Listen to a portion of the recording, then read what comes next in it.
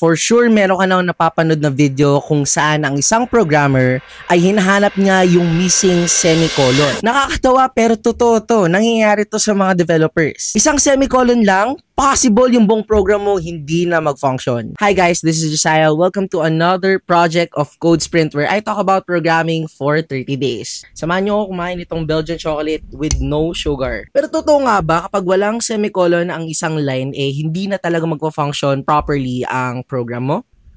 Ang harap. Ano bang purpose ng isang semicolon? Well, sa C, C++, Java, and C#, importante ang semicolon. It tells the compiler na tapos na yung command na sinabi mo.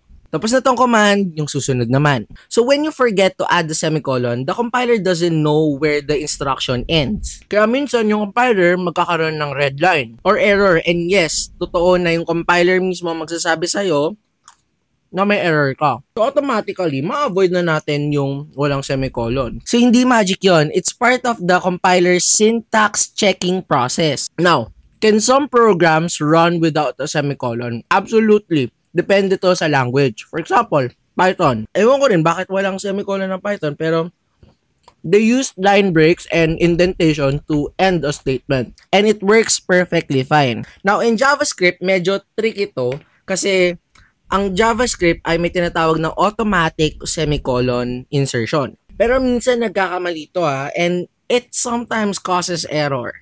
For example, itong line na to. This will return an undefined statement. Kasi naglagay nga siya ng semicolon after the return. So, is it a myth? No, it's not a myth. Totoo siya.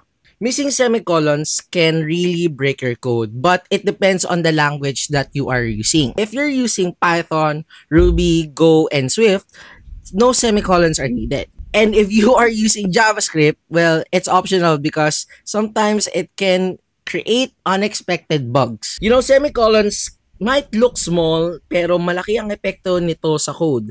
Kaya kung may red line or error sa code mo, don't panic. Kasi baka semicolon nga lang yan. Maybe it's not the semicolon's fault.